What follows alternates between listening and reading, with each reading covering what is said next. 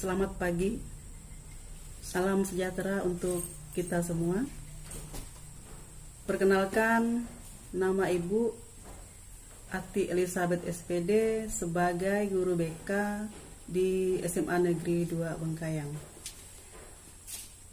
Hari ini Ibu akan menyampaikan tata tertib SMA Negeri 2 Bengkayang. Yang pertama, Ibu akan menjelaskan terlebih dahulu mengenai peserta didik, di mana peserta didik itu adalah subjek atau sasaran utama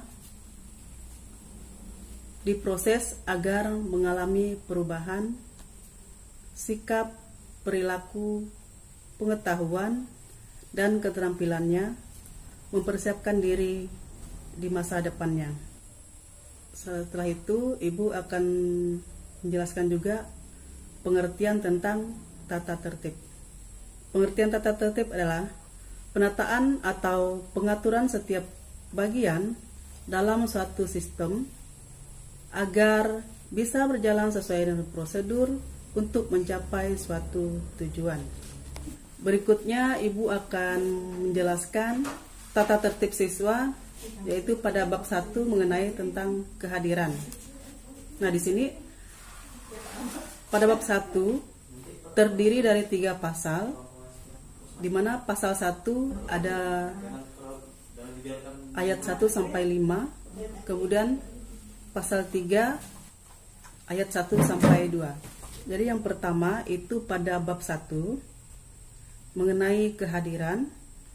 Nah, di mana kehadiran ini terdiri dari 5 ayat.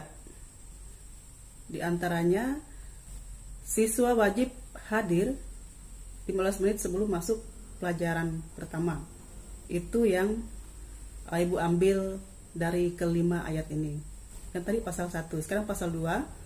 Selama kegiatan belajar mengajar berlangsung, siswa tidak diperkenankan meninggalkan sekolah tanpa izin guru piket. Nah, dari pasal 1, pasal 2 ini pada bab 1 tentang kehadiran mengenai ketertiban siswa dalam tertib mengikuti aturan yang tertera pada pasal ini. Pasal 3, nah ini bisa kalian baca di rumah pada bab 1 ini. Kemudian Ibu melanjutkan pada bab 2 mengenai pakaian. Nah, pasal 1 itu ketentuan waktu pemakaian. Nah, ini bisa kalian baca di rumah. Baik, yang untuk pasal 2 ini ketentuan model seragam dan pemakaian. Ayat 1, baju berlengan pendek kecuali bagi siswa putri yang menggunakan kerudung, boleh lengan panjang. Ukuran lengan adalah tetap sekitar siku.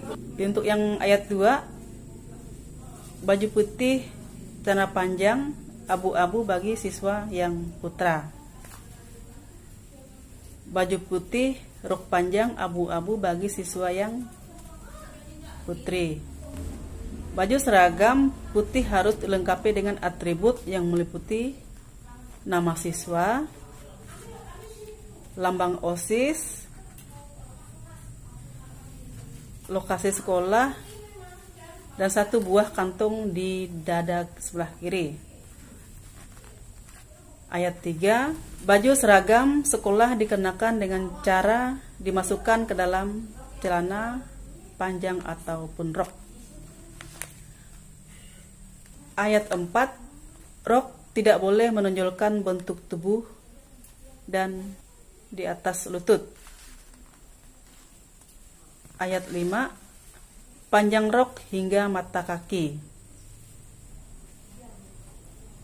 dan wajib dipakai bagi siswa putri, non-muslim dan muslim. Ayat 6, rok tidak boleh mempunyai belahan terbuka, aksesoris atau hiasan dan coretan. Ayat 6, celana panjang tidak boleh ketat atau model botol atau model gantung. Ayat 7, celana panjang boleh dilengkapi dengan saku dalam tanpa saku luar. Ayat 8, model celana, baju, dan rok harus mengikuti norma yang berlaku umum. Pasal 3 mengenai kaos kaki. Nah, ini bisa kalian baca di rumah. Lanjut ke pasal 4 tentang sepatu. Ayat 1, sepatu berserta tali dan listnya berwarna hitam, tanpa aksesoris, baik gambar ataupun tulisan yang mencolok. Ayat 2, tidak diperbolehkan menggunakan sepatu boot seperti sepatu berhak tinggi dan sepatu sendal. 3, sepatu hitam dikenakan hari Senin sampai Jumat. Pada pasal 5 mengenai topi, ayat 1, topi sekolah dipakai saat berlangsungnya upacara penaikan atau penurunan bendera. Pada ayat 2, topi tidak boleh dicoret-coret dan diberi aksesoris atau dipakai dalam keadaan tidak layak. Pasal 6 mengenai ikat pinggang dan dasi. Ikat pinggang, ayat 1, ikat pinggang harus berwarna hitam dan ada logo sekolah, digunakan hari Senin sampai hari Jumat. Ayat 2, dasi dipakai saat menggunakan baju putih dan rok atau celana panjang abu-abu. Ayat 3, dasi yang dipakai harus berwarna abu-abu tanpa aksesoris. Kita lanjut ke bab 3 tentang aksesoris. Nah, pada pasal 1 itu mengenai perhiasan. Ya, tentunya perhiasan dipakai sewajarnya ketika kalian ada di sekolah. Untuk lebih lanjutnya bisa dibaca supaya lebih jelas. Nah, pelanggaran terhadap setiap ayat yang terdapat pada bab 1 sampai bab 3 akan ditangani oleh Dewan Guru SMA Negeri 2 Bengkayang. Lanjut kepada bab 4 mengenai kebersihan dan ketertiban kelas. Di sini terdiri dari pasal 1, pasal 2, pasal 3, pasal 4, pasal 5, dan pasal 6. Biar lebih jelas, bisa dibaca berdasarkan slide yang sudah kita sediakan. Nah, pelanggaran terhadap setiap pasal yang terdapat pada bab 4 akan ditangani oleh guru piket pada hari yang bersangkutan dan wali kelasnya. Lanjut ke bab 5 tentang pengerusakan barang. Bab 5 ini terdiri dari 3 pasal. Pasal 1, siswa dan siswi dilarang untuk mencoret atau menggambar di bangku meja siswa. Pasal 2, pengerusakan barang atau perlengkapan sekolah dengan sengaja atau tidak sengaja akan dikenakan sanksi berupa mengganti barang yang dirusak dengan kualitas barang yang dirusak. Pada pasal 3, pengerusakan barang milik siswa, guru, staf dan tata usaha, tamu dan lingkungan sekolah akan dikenakan sanksi sesuai pasal 2. Nah, pelanggaran terhadap setiap pasal yang terdapat pada bab 5 akan ditangani oleh wali kelas, kepala sekolah, bidang sarana dan prasarana. Jadi, Ibu contohkan pada saat di kelas itu atau di sekolah itu tidak boleh mencoret meja misalnya kan, atau dinding kelasnya, atau pada lagi nyantai-nyantai coret-coret tembok. Nah, itu salah satu yang dimaksud pada bab 5 ini. Kita lanjut kepada bab 6 tentang sopan santun. Nah, tentunya anak-anak sekalian paham seperti apa sih yang dimaksudkan tentang sopan santun dan tata krama. Nah, di sini Ibu menjelaskan pada pasal 1, siswa dan siswi wajib menjaga nama baik SMA Negeri 2 Bengkayang dengan berpenampilan sesuai norma dan atau nilai yang berlaku umum.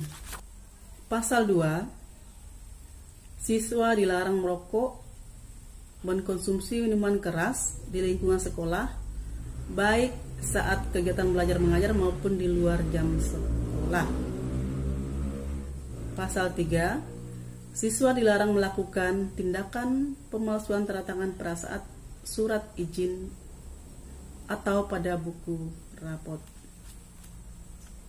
Nah, untuk pasal 4, pasal 5, dan pasal 6 bisa dibaca. Nah, ini kita sama-sama menjaga nama baik SMA Negeri 2 Bengkayang. Dengan ini kita harus tahu sopan santun dan tata krama. Kita lanjut pada bab 7 mengenai tata rambut dan kuku. Nah, ini pasal 1 itu pada pria ya. Nah, pada pria itu tentunya rambut harus rapi, tidak boleh panjang, dan tidak boleh dicukur habis atau digunduli, sesuai dengan aturan yang ada pada pasal 1 ini yang bisa kalian baca di rumah. Kemudian rambut tidak boleh diwarnai dan menggunakan pewarna rambut itu dilarang sama sekali. Untuk putri itu pada pasal 2, rambut harus tertata rapi, tidak boleh dipotong seperti laki-laki, tidak boleh diwarnai, tetap sesuai dengan norma sebagai pelajar. Pasal 3 tentang kuku. Nah, tentunya anak-anak semua sudah tahu kalau di sekolah itu tidak boleh panjang dan tidak boleh dicat pewarna atau kutik kuku. Nah, itu. Bab 8 itu membahas tentang ketentuan membawa barang, di mana di sini pada pasal 1 menyebutkan siswa dilarang membawa minuman keras, obat-obat terlarang, buku atau gambar yang tidak sepantasnya, yaitu Ibu sebut saja itu yang berbau porno, dan senjata tajam, serta tidak boleh membawa rokok di sekolah. Pada pasal 2, siswa dilarang membawa barang yang tidak ada hubungannya dengan kegiatan belajar mengajar maupun program sekolah lainnya. Contoh, untuk pasal 2 ini kalian membawa barang atau membawa senjata tajam itu biasanya berupa parang. Nah, itu ditentukan oleh guru. Misalnya pada saat ada pelajaran tertentu yang harus dibolehkan membawa parang atau mungkin gunting atau mungkin aret. Nah, setelah pembelajaran belajar mengajar selesai, pada pelajaran tertentu akan diamankan supaya tidak terjadi hal-hal yang tidak diinginkan. Untuk pasal 3, siswa dilarang membawa handphone di kelas. Nah, kenapa? Untuk menjaga hal-hal yang tidak diinginkan. Nah, karena handphone ini sangat-sangat berefek sekali ketika siswa terlepas dari pemantauan, misalnya pada saat istirahat atau mungkin pada saat ke kantin, kalian curi-curi main HP, kemudian memposting hal-hal yang tidak diinginkan. Nah, itu yang kita jaga sebenarnya. Kita lanjut pada bab 9. Nah, bab 9 ini membahas tentang kriminalitas. Ini namanya kriminalitas ini pasti ada hubungannya, urusannya dengan pihak kepolisian. Nah, makanya di sini pada pasal ini disebutkan siswa yang diduga melakukan tindakan kriminalitas, maka kasusnya akan diserahkan kepada pihak kepolisian. Jika terbukti melakukan tindakan kriminal, maka siswa tersebut akan dikembalikan pada orang tua. Nah ya, berhati-hati, saling mengingatkan satu sama lainnya pada teman-temannya. Pada pasal 2, siswa tidak diperkenankan mengikuti organisasi terlarang. Nah ya, organisasi terlarang itu harus dipikirkan dulu seperti apa sih bentuk dari organisasi itu, apakah dalam pemantauan guru, apakah itu pemantauan orang tua. Nah, harus dilihat dahulu. Kalau tidak jelas, lebih baik kita menolak daripada kita melanggar hukum. Nah, pada bab 10 ini mengenai ketentuan siswa yang menggunakan kendaraan sepeda motor. Untuk anak-anak semua yang masih di bawah umur, tentunya kalian belum menggunakan SIM. Di sini menyebutkan untuk ketertiban lalu lintas, maka siswa yang mengendarai sepeda motor atau sepeda harus memperhatikan hal sebagai berikut. Ada 5 ya di sini, yaitu tidak kebut-kebutan di jalan raya, tidak berboncengan sampai 3 orang dalam satu motor. Yang ketiga, tidak memenuhi badan jalan sehingga mengganggu pengguna jalan lainnya. Yang keempat, menggunakan helm selama mengendarai sepeda motor. Yang kelima, tidak menggunakan knalpot racing. Ya. Nah, ini bukan hanya guru yang menyampaikan, tetapi kalian di luar sana di jalan raya itu ada yang mengawasi. Jangan sampai anak-anak sekalian mendapat kasus pada pasal 1 ini. Untuk lebih jelasnya, kalian ikut aturan ya. Dari setiap jalan itu ada peringatan-peringatan, semuanya peduli dengan keselamatan kalian. Pada bab 11 mengenai keikutsertaan dalam kegiatan ekstrakurikuler dan upacara bendera. Nah, pada pasal 1, kegiatan ekstrakurikuler adalah kegiatan yang dilaksanakan di luar jam pembelajaran efektif pada siang atau sore hari. Nah, ini ekskul ini kita lakukan di luar jam pembelajaran. Kemudian setiap siswa wajib mengikuti minimal 1 jenis ekskul. Ekskul yang ada di bab 11 ini bisa kalian baca di situ. Nah, Ibu tambahkan dari beberapa ekskul yang ada di bab 11 itu PIK-R. Nah ya, ekskul PIK-R juga ada di sekolah kita. Jadi ekskul PIK-R ini sudah terbentuk sejak setahun yang lalu, yang sudah aktif. Jadi harapan Ibu anak-anak sekalian termotivasi untuk ke PIK-R ini. Nah, ini nanti untuk lebih jelasnya, nanti kalau kalian mau bertanya dan Ibu, karena Ibu adalah pembina PIK-R di sekolah ini, ya Ibu bersedia meluangkan waktu untuk kalian. Pada pasal 2, siswa wajib mengikuti kegiatan upacara bendera dalam rangka memperingati Hari Besar Nasional. Untuk lebih jelasnya bisa dibaca sesuai pasal yang sudah ditentukan. Sebagai penutup, peraturan tata tertib SMA Negeri 2 Bengkayang mulai berlaku sejak ditetapkannya sampai ada perubahan Bengkayang 13 Juli 2020. Semoga tata tertib ini membantu kita dalam kerjasama kita, baik guru, orang tua, dan siswa.